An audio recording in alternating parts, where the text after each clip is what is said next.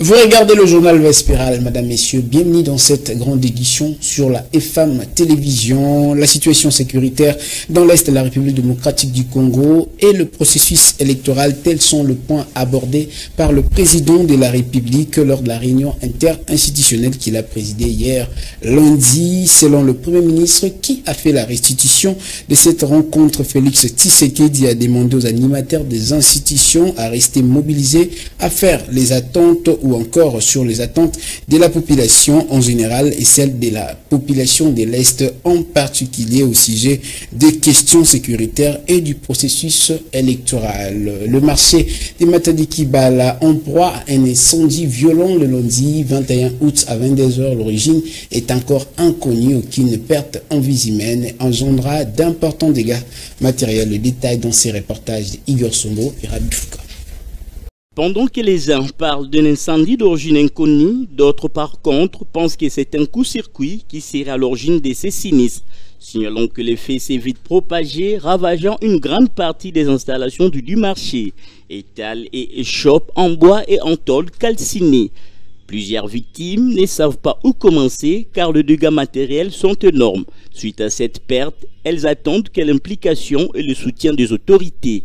Tozana pasi makasi nde tozabwe to mona te to banda na nini to suka na nini na la rentrée na bana ina université ba sala ba examen mikolo nyonso mbongo tozana musala mususu te to sala kawa l'état lokola tata lokola mama akanisela biso po tozana ebandelité ba dégâts matériels nanga. En tout cas, na ba crédit ozwaki non na koloba ta $5,000 ekotiwana. À son tour, l'administrateur du marché de Matadi Kibala, Pele Bofimi, émotionné, fait l'état de lieu de cet incendie qui a enregistré aucune perte en vie humaine.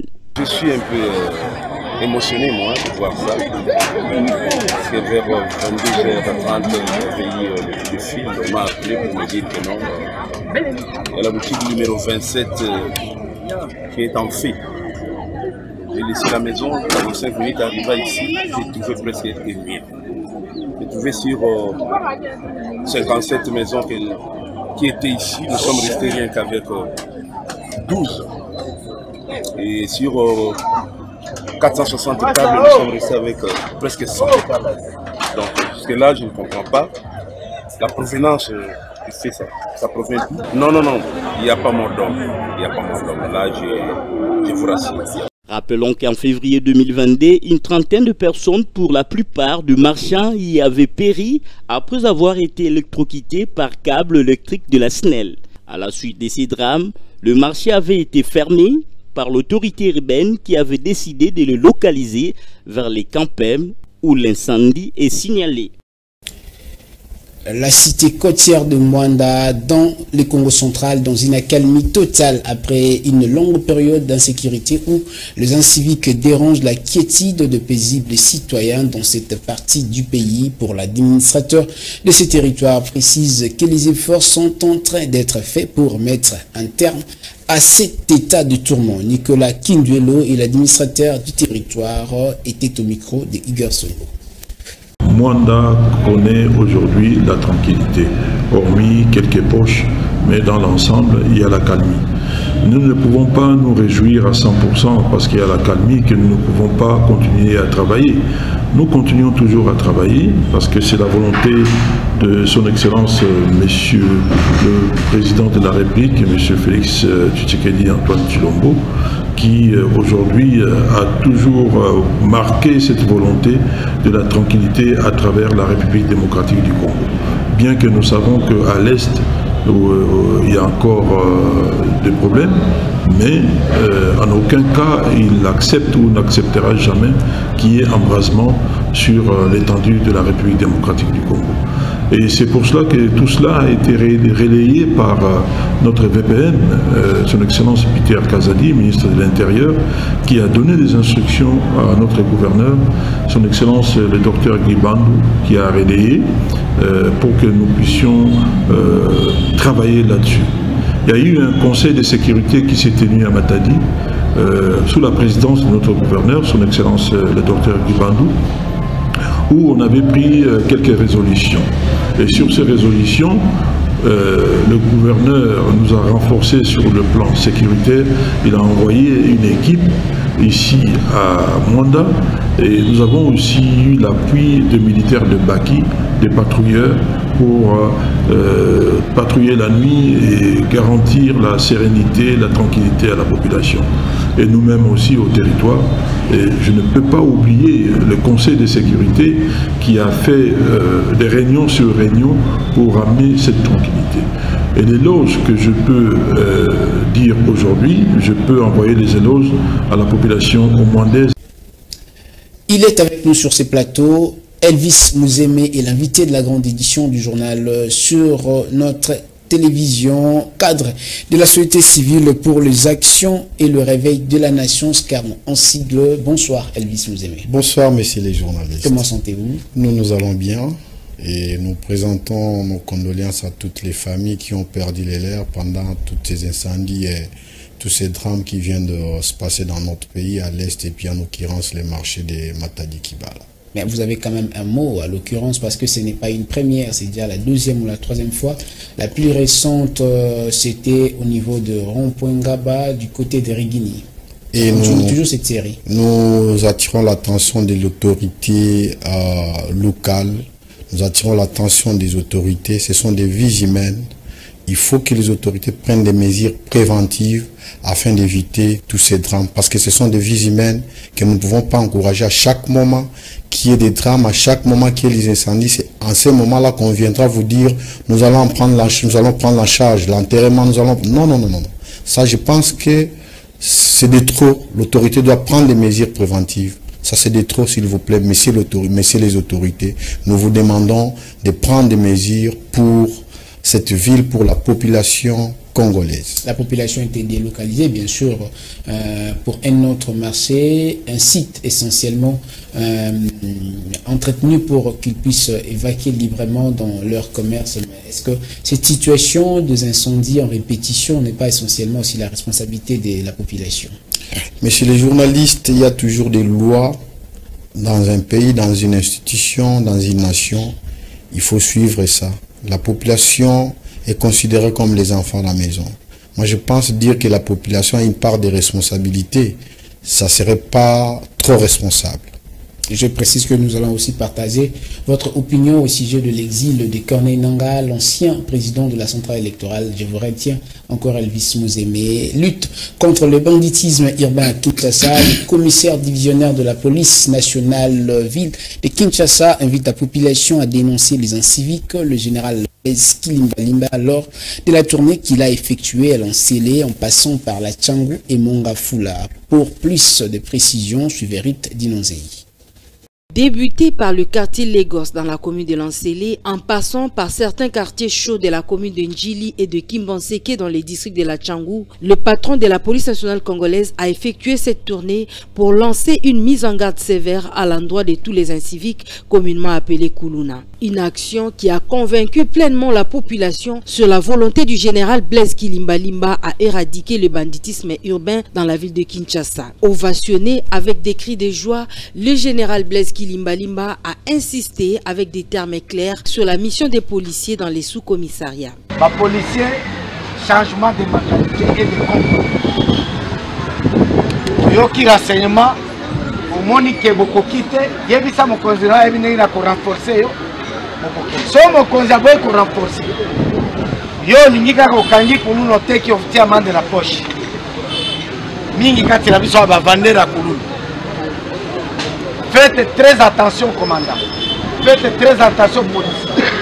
Au Kangi Kuluna, ko fout sa main de tête. Benga bisoto zoya ke desika na prison. En présence de la population et de plusieurs policiers, le patron de la police pour la ville de Kinshasa a invité la population à dénoncer les inciviques qui opèrent à l'aide des armes blanches pour terroriser les paisibles citoyens. Numéro ezali benga tango ezosale. Soko bandi ko benga jour wana ezala ki boy wana comme distraction. Ça va? Oui. Parce que mon konzi mboka akozala partout te. Azara ba représentant na ye bango bakosala musala okopesa makambo wana na kimia et pas batu wana. Toyokani. Ici, au terrain Riflard, dans les districts de Moamba, le général Blaise Kilimbalimba a assisté personnellement à la présentation de 2 inciviques réputés dans les actes de vandalisme. Plus rien ne sera comme avant, le général Blaise Kilimbalimba, déterminé à rétablir la paix en éradiquant les phénomènes Kuluna ainsi que d'autres maux qui rongent la capitale, a souligné qu'aucun coin de Kinshasa ne sera épargné jusqu'à ce que ces délinquants vont abandonner leur sale besogne. Toujours en sécurité, les commandants de la police ville de Kinshasa, le général Blaise Kilimbalimba, jugé compétent par les victimes des viols de plusieurs biens et des natures en espèces, une signature des éliminations de la police GMI Alpha qui ont violé l'itinéraire afin de pouvoir commettre les actes de vandalisme a été aussi puni. Fifi Kalumbwe nous fait le point. Ça peut paraître comme de la magie, non, il s'agit plutôt d'une très bonne stratégie mise en place par les commandants de la police ville de Kinshasa, le général Blaise Kilimbalimba, pour déceler tout le réseau des malfrats qui sèment la terreur dans la ville-province de Kinshasa. Le patron de la police ville de Kinshasa a les contrôles de la capitale jour et nuit. Rien, alors rien, ne peut lui échapper. L'illustration, c'est avec une bande de policiers qui ont violé l'itinéraire et leur mission pour extorquer le bien de paisibles citoyens et ôter la paix à ces derniers dans la commune d'Ingaba. Il s'agissait des éléments de la police, des GMI Alpha, des Kingabouan de la commune de Limité qui ont tracassé jusqu'à ravir par force des biens en nature et en espèces de la population d'Ingaba car ils se croyaient invisibles, mais les stratégies de très haut niveau ont décelé ces réseaux. À l'heure actuelle, ils sont aux arrêts et les biens de victimes ont été restitués. Voilà pourquoi il salue avec la dernière énergie les efforts du général Blaise Kilimbalimba. Merci mon général Blaise Kilimbalimba. Ils sont victimes de retirer téléphone, de retirer mbongo. Tout ça on a GMI Alpha, tout ça victime d'Angaba, de retirer. Le patron de la police ville de Kinshasa a parmi ses stratégies communiqué les numéros de téléphone pour une franche collaboration entre la police et la population. Une politique pour vaincre l'insécurité dans la capitale congolaise. Numéro ezali benga tango ezosala. Soko bandiko benga o jour wana ezalaki boy wana comme distraction. Ça va? Oui. Parce que mokonzi ya mboka akozala partout te. Azara ba représentant na ye bango bakosala musala okopesa makambo wana na kimia et pas batu wana. Le numéro 1 de la police poursuit son combat de la lutte contre l'insécurité tel que promis jusqu'à terre le dernier incivique à Kinshasa. Fortuna Bisselele est acquitté par le tribunal de grande instance de Kinshasa-Gombe. L'ancien conseiller privé du chef de l'État Félix Antoine Tshisekedi Tshilombo recouvre sa liberté suite à la décision du tribunal qui a clos l'affaire d'accusation d'atteinte à la sûreté de l'État, trahison et faux bruit. Nous allons y revenir dans nos prochaines éditions. Je l'avais dit d'entrée de jeu ou encore au début de notre journal, l'affaire de l'exil de l'ancien président de la centrale électorale est aussi un débat que nous allons exploiter sur ces plateaux avec notre invité. Encore une fois, bonsoir Elvis Mozemir. Bonsoir monsieur le journal. Ça vous dit quelque chose, hein? On va continuer à parler de l'exil de Corneille Nangaa. Et est-ce que tout d'abord je vais vous demander une réaction par rapport à cet exil? Pour vous, cet exil cadre avec les allégations de l'ancien président de la centrale électorale? Moi je pense que toute personne humaine est libre de faire ses mouvements. Toute personne humaine est libre de prendre ses décisions. Alors l'ancien président de la centrale électorale prend une décision d'aller en exil. Nous ne le savons pas pourquoi.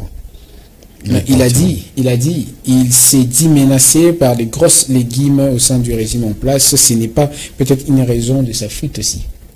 Et moi, je pense que nous devons respecter ces pays, nous devons respecter ces continents. Nous condamnons toujours des violences, nous condamnons toujours les injustices, nous condamnons toujours tout ce qui peut mettre tout citoyen mal à l'aise dans son pays. Nous condamnons. Mais alors, l'ancien président de la centrale électorale choisit le chemin. J'ai lu sur Phoenix, il dit qu'il se sentait menacé. Mais je n'ai pas lu là où il a dit que j'ai déposé une plainte ou j'ai introduit une requête quelque part auprès des institutions de mon pays, de son pays, pour que les raisons reviennent à l'ancien président de la centrale électorale. Je n'ai pas lu ça. Est-ce que réellement il était menacé? Est-ce qu'il a ses raisons propres? Ça, vous et moi, nous avons lu, nous avons compris. Mais est-ce que nous nous demandons, il avait introduit une requête quelque part pour dire, voilà, je suis à l'insécurité, je demande que ma sécurité soit rassurée. Parce qu'il est dans son pays. Voilà. Mais il va demander cette sécurité auprès de qui? D'autant plus que lui, déjà, il fustige la position des grosses légumes, comme il l'a dit, au sein du gouvernement ou encore au sein du pouvoir en place, qui menacerait sa liberté. Mais c'est les journalistes. Ce pays a les institutions. Ce pays ne manque pas les institutions. Ce pays a les institutions et c'est de là qu'il devrait commencer. C'est pourquoi nous disons des fois, lorsque vous avez une portion de pouvoir, il faut bien le gérer. Lorsque vous avez une partie des décisions, il faut bien le gérer pour éviter des pires aux autres Congolais. Alors maintenant, lui étant que président des centrales électorales, ancien président central électoral, aujourd'hui il s'est dit, voilà, je me sens l'insécurité, c'est pourquoi je prends mon exil. Moi je reviens à dire que, étant que citoyen, qui voulait hier qu'on respecte les institutions que lui gérait, il devait aussi respecter les mêmes institutions qui sont aujourd'hui, que lui a proclamées. Il devrait respecter ça. Il devait respecter ça en introduisant une requête, il demande d'abord, parce que nous sommes peuple, il devait nous dire, c'est un citoyen congolais, on devait savoir pourquoi il a l'insécurité. Il devait nous dire de quoi les motifs de son insécurité. Mais en tant que citoyen lambda, pensez-vous que la manière dont il a procédé, c'est un manque de respect pour les institutions, ou à l'égard, pardon, des institutions de la République? Dire manque de respect aux institutions de la République, c'est que vous pensez peut-être. Je dirais, peut-être il a manqué cette élégance-là, cette considération envers les institutions de son pays. S'il l'a fait et qu'il a eu une réponse négative, ça, il y a quoi à revoir. Peut-être il a justement, peut-être en nous disant, il a respecté la procédure, mais ça n'a pas été, ça n'a pas abouti normalement. Vous ne pouvez pas aussi directement comme ça lui condamner. Eh bien, merci les journalistes, vous avez bien utilisé votre verbe, le verbe pouvoir. Peut-être, et vous et moi, nous restons en suspense. Parce que c'est la chose qui n'est pas encore connue. Il est allé en exil, mais il a essentiellement dit des choses parfois qui se sont maladroites à l'endroit du pouvoir. Mais vous aussi, pourquoi est-ce que vous devez vous sentir lésé? Eh bien, moi je ne suis pas lésé. Moi je l'ai tout dit ici que nous condamnons, je répète encore, nous condamnons toutes sortes d'injustices, toutes sortes de violences. Mais je me dis, nous devons nous référer aux institutions de notre pays. Mais aussi, si quelqu'un se sent à l'insécurité, je m'excuse, il est dans l'obligation de chercher sa sécurité. Il est dans l'obligation de se garer, de se retirer un peu pour chercher sa sécurité. Mais je pense que ici à l'interne, il devrait nous faire voir réellement est-ce qu'il était à l'insécurité ou il n'était pas à l'insécurité ou ce sont d'autres raisons qui le poussent à aller en exil. Voilà. Candidat prétendant à la course aux élections présidentielles de 2023, justement au mois de décembre prochain, mais notamment président d'un parti politique, si on peut le dire ainsi, de sa formation politique, mais vouloir laisser les choses comme ça, qu'est-ce que vous pouvez émettre comme commentaire à l'endroit et à la survie de sa formation politique? Ah, c'est regrettable, parce que lorsqu'il forme une formation politique, je pense l'objectif pour moi, comme tout autre citoyen qui se respecte, l'objectif pour moi c'est de servir sa nation. C'est ça l'objectif, c'est de servir sa nation. Mais si il construit, il commence une fondation et il ne termine pas, est-ce que l'objectif réellement c'était pour servir la nation ou il y a eu d'autres agendas cachés? Pourquoi il abandonne toute une institution comme ça qui, la population congolaise a besoin de ça pour servir cette même population? C'est regrettable pour un grand monsieur comme celui-là qui quitte le pays. Nous regrettons. Vous voulez insinuer par là que Corneille Nangaa, vu son exil, avait peut-être des pensées autrement que c'est celle de pouvoir servir son pays? Ah ben, il a créé un parti politique. L'objectif, c'était pour servir au sein de son parti politique. On devait avoir les députés.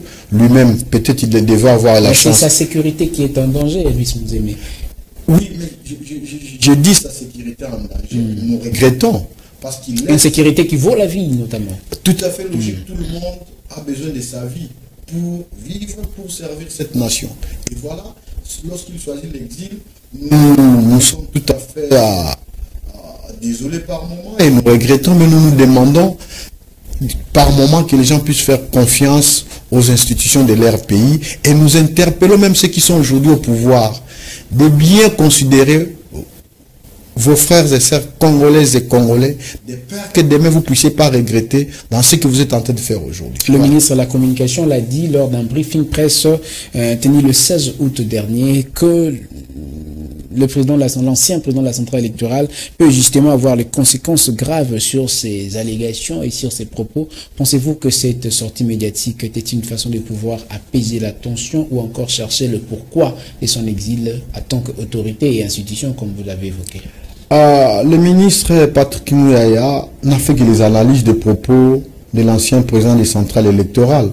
Lui étant que ministre, n'a fait que les analyses. Ce sont ces analyses qui vont dans le sens de dire que le monsieur Corneille Nangaa courait des allégations graves parce qu'il a fait les analyses. Moi, je n'ai pas fait les analyses au même titre que le ministre de la Communication, vous non plus. C'est lui qui a fait ces analyses. Ça n'engage que lui avec ses analyses. Et là, je me dis, si réellement le ministre de la Communication a prononcé de tels propos auprès de l'ancien président des centrales électorales, ça peut frustrer un peu. Mais si réellement l'ancien président des centrales électorales se sentait dans ses obligations de se défendre en cas de quoi, je pense que ça valait la peine de rester. S'il y a une justice, on fait une justice et puis la vie continue. On va terminer avec vous avec cette question. Corneille Nangaa acquise la garde républicaine et comportait en son sein des éléments rebelles de FDLR. Est-ce qu'il y a un commentaire à ce sujet?